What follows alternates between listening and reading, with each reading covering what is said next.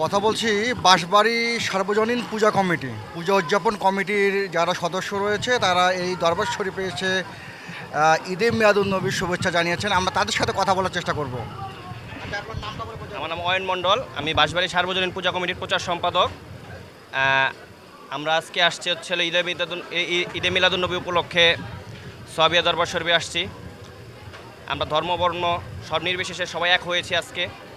আগামীতেও আমরা একরকম একই সাথে চলাফেরা করব, সবাই একসাথে থাকব, এই নিয়ে আমাদের একত্রতা, একসাথে থাকবো আমরা। আমাদের সাথে আসছে বাঁশবাড়ি সার্বজনীন পূজা কমিটির সদস্য চয়ন মণ্ডল। জি, আমার নাম চয়ন মণ্ডল।